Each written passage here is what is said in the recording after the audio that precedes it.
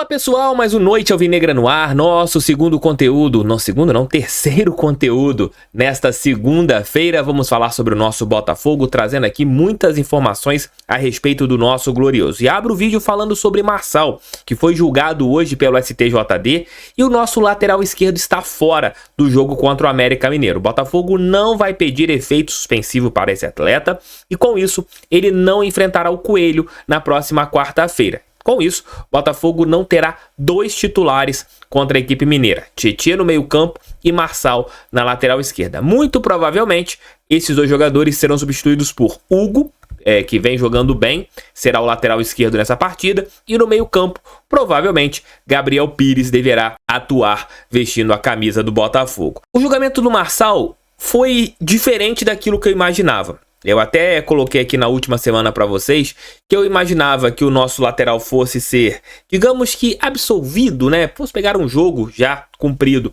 em relação à expulsão contra o Corinthians, e a situação que me deixava preocupado eram as suas falas em relação à sua saída de campo, quando ele diz e fala, né? Olha para a câmera e fala: Isso aqui é roubo, Abel, isso aqui que é roubo. Você teve o contrário no julgamento, né? O Marçal acabou sendo punido pela entrada, que na minha opinião foi algo de jogo, um cartão vermelho ali já estava muito mais do que pago, e o lateral acabou pegando 2 jogos de suspensão, já cumpriu um e vai ter que cumprir outro contra a equipe do América Mineiro.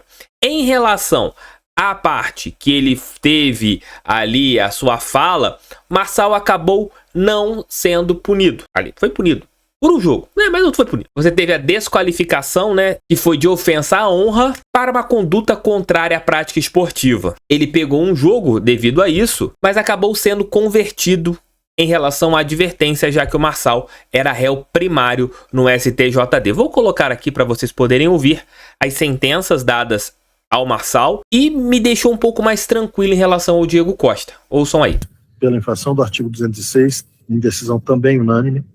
E o terceiro denunciado, Fernando Marçal de Oliveira, foi punido com 2 partidas de suspensão pela infração prevista no artigo 254, decisão por maioria, vencidos os auditores Miguel Cansado, que o absolvia, e o auditor Ramon Rocha, que o punia com 1 partida de suspensão, e ainda foi punido com 1 partida de suspensão com conversão e advertência, pela infração descrita no artigo 258, em virtude da desclassificação do artigo 243-F, decisão por maioria, vencido o auditor Miguel Cansado, que o absolvia. É o resultado do julgamento. Eu acredito que o Diego Costa, depois do que foi colocado e de uma ótima defesa do advogado do Botafogo, o André Alves, conseguiu ali defender bem o Marçal, mostrando alguns pontos interessantes de que o Marçal não falou com o juiz, ele apontou ali para a câmera mostrando para o Abel. Na entrevista que o Marçal concedeu após o jogo, foi utilizada como prova, mostrando que o jogador estava calmo, em nenhum momento falou em relação à arbitragem, sim, algo diretamente ao técnico Abel Ferreira da equipe do Palmeiras.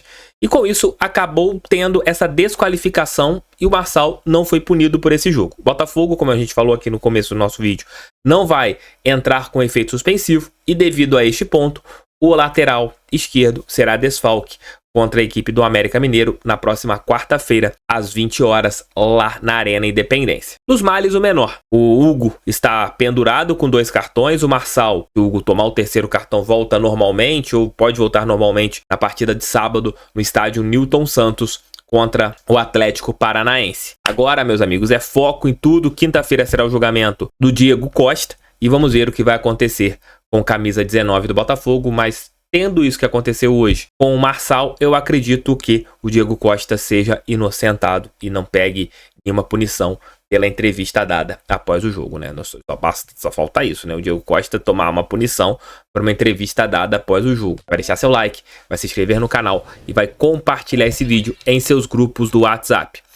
Segundo uma matéria do mercado da bola do portal UOL, o Botafogo deve receber aproximadamente 20 milhões de euros pelas possíveis negociações de Adrielson e PR para a equipe do Lyon. O negócio ainda não foi sacramentado, não está assinada a negociação entre Perry e Adrielson com a equipe do Lyon. Esse negócio acontecendo vai render mais de 100 milhões aos cofres do Botafogo. Inicialmente, deve render entre 15 e 17 milhões de euros, né? Aproximadamente ali entre 80 e 90 milhões de reais. E o restante viria em bônus. Se a gente pegar ainda mais o Jefinho, né, com as negociações com a equipe do Lyon, o Botafogo arrecadará, né, pegando essas 3 negociações, tirando, né, o percentual que é dado ao Rezende, né, mais de 150 milhões de reais com as 3 negociações, 2 que ainda podem acontecer e uma que já aconteceu com a equipe francesa. Para os jogadores, pensando em seleção brasileira, não será um bom negócio. Eu acho que o Perry não chega na França para ser titular nesse momento. Eu acho que ele chegaria na França nesse momento para ser reserva. Vai perder 6 meses ali, pelo menos a sua temporada.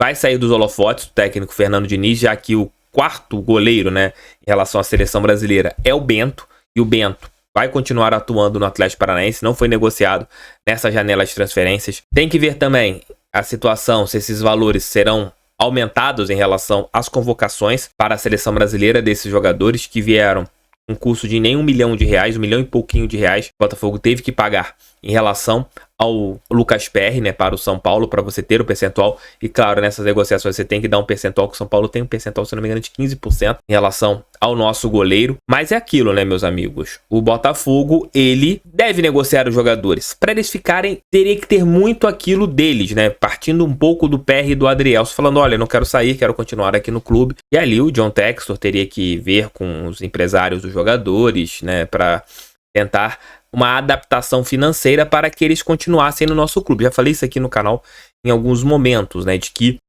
para agora precisaríamos de ter uma palavra deles. Olha, eu não quero ir. E o empresário, os empresários deles, né, tinham que falar isso com os jogadores. Se eles pensam numa seleção brasileira, se eles estão felizes com uma seleção brasileira, sair do Botafogo vai ser o pior caminho para eles, que com certeza ambos sairão dos holofotes do técnico Fernando Diniz. Ainda mais se eles não jogarem. Talvez o Adrielson possa ter um início muito mais fácil que o Lucas Perry jogando na França, caso eles concretizem essas negociações com o Lyon. Mas a situação do Perry é um pouco mais complicada. O Lyon tem um goleiro, é o ídolo histórico do clube francês. O Botafogo não quer falar sobre isso nesse momento, muito por causa da reta final do Campeonato Brasileiro. O Botafogo não fala abertamente sobre saída, sobre chegada de jogadores nesse momento, por causa do foco principal, que é o título brasileiro. Tamo juntos, fogo neles, pra cima deles, fogão, sempre fogão. Mais tarde estarei de volta com o nosso giro de notícias. É meu almoço com o TF amanhã, 16 horas, lá no Resenha com o TF. Bate-papo com Gonçalves, isso mesmo, vai ser um bate-papo online com o Gonçalves, que tá morando nos Estados Unidos. Então conto com vocês para esse bate-papo com o nosso zagueirão, bicampeão brasileiro em 95 pelo Botafogo. Valeu e fui, tamo juntos.